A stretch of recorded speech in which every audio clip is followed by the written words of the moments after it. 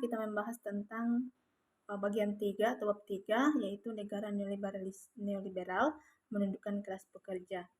Jadi proyek penyesuaian neoliberal di masa tahun 1980-an pada dasarnya berhasil mengubah kontestasi kelas yang transformasi watak negara. Jadi Bank Dunia dan IMF yang memotori proses liberalisasi ekonomi mencerminkan kepentingan kapital asing yang kuat. Nah, kepentingan yang utama mereka ialah membuka ekonomi domestik yang pada masa tahun 1970-an sebagian besar hanya dinikmati oleh kapital domestik dan patron politik mereka. Nah, berakhirnya era oil bomb pada awal 1980-an menandai habisnya bahan bakar kelas kapital domestik untuk mengamankan kepentingannya, sementara di sisi lain membawa ke jalan bagi kapital asing untuk mulai turut menikmati kue ekonomi domestik lebih besar. Dan di sini pada awal kemerdekaan negara Republik Indonesia secara luar biasa disituasikan oleh kondisi revolusi dan proses pembentukannya. Nah, sudah sejak tahun 1945 Indonesia mempromosikan kemerdekaan, tetapi baru 4 tahun kemudian kedaulatan penuh diterima dari Belanda. Nah, kedaulatan ini bahkan harus dibayar dengan konsesi yang mahal.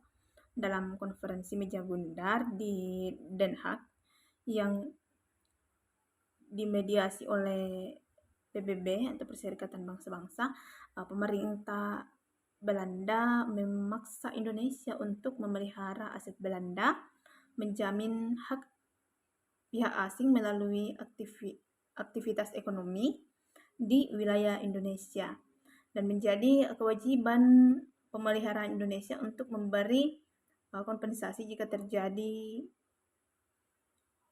neolisasi aset asing. Nah, Indonesia memberi harga juga harus membayar 4,3 juta gulden yang merupakan utang pemerintah Belanda untuk biaya untuk melawan Indonesia. Untuk program ekonomi terpimpin, Soekarno menekankan pentingnya rencana pembangunan semesta.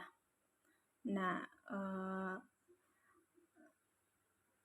land reform, peningkatan dukungan pemerintah untuk kooperasi, dan di atas itu semua ialah konsentrasi besar kekuatan ekonomi di sektor negara. Nah, Soekarno secara khusus juga mengumumkan program sandang pangan untuk menyediakan kebutuhan pakaian dan makanan yang memadai kepada rakyat. Nah, selanjutnya Soekarno juga membentuk Dewan Perencanaan Nasional untuk mengatur rencana pembangunan semesta 8 tahun.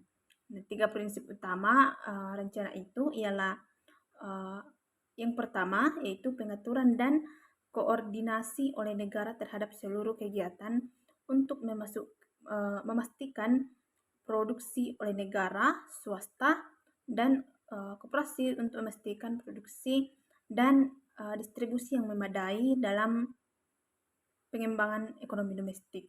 Kemudian yang kedua yaitu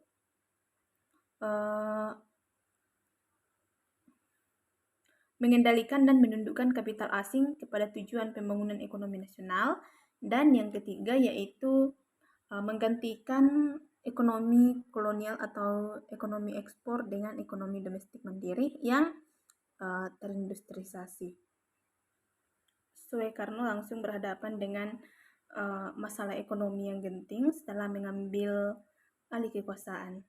Nah, kurangnya suplai pangan yang dibarengi tingkat inflasi yang luar biasa tinggi merupakan persoalan krusial yang harus selesai diatasi. Amerika Serikat menyediakan bantuan ekonomi baik melalui mekanisme literal maupun lewat lembaga multilateral seperti Bank Dunia dan IMF.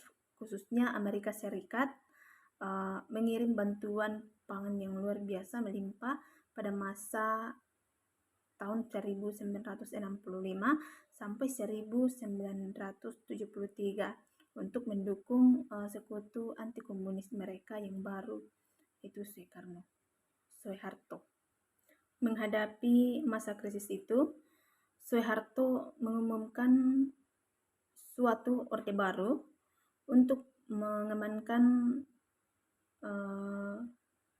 kekuasaan sekaligus mencapai agenda pembangunan menurut versinya. Jadi dia meyakini bahwa pertumbuhan ekonomi yang tinggi adalah jalan terbaik untuk menata ulang perekonomian dan pembangunan fondasi bagi legitimasi pemerintahannya. Nah, keterbatasan sumber daya domestik mengharuskan Soeharto mencari sumber pendanaan instan bagi kekuasaan baru yang hendak dibangunnya sebagai rasa terima kasih kepada bantuan asing. Nah, terutama dari Amerika Serikat. Soeharto akhirnya membuka pintu kekayaan tanah air bagi kapital asing, sesuatu yang sebelumnya ditutup rapat oleh Soeharto.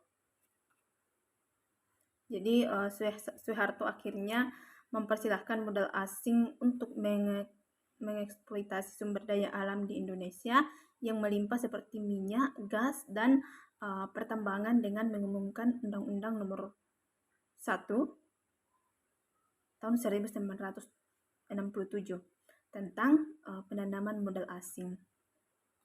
Dalam negara developmentalis otoritarian ini, orientasi pembangunan dalam negeri yang dibiayai bonansa minyak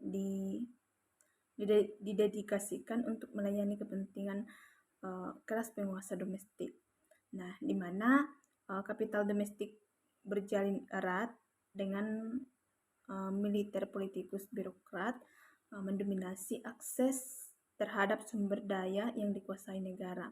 Jadi negara tidak mau menerima dalil yang didengungkan oleh lembaga internasional seperti Bank Dunia atau IMF tentang perdagangan dan pasar bebas yang berimplikasi pada perlunya suatu negeri untuk lebih terbuka terhadap orientasi ekonomi global, termasuk menerima begitu saja modal asing.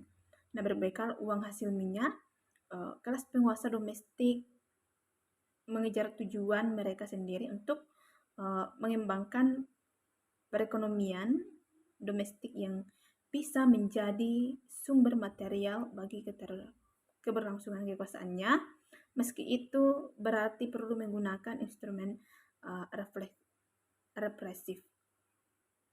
Konsentrasi kelas mengalami pergeseran memasuki awal tahun 1980-an, di mana Soeharto harus menghadapi neoliberalisasi jilid 1 pada masa tahun 1983 sampai 1988. Nah, tapi tentu saja liberalisasi ekonomi bukan berarti mundurnya negara secara penuh dari aktivitas ekonomi, melainkan lebih pada perorganisasian peran negara dalam mengelola perekonomian.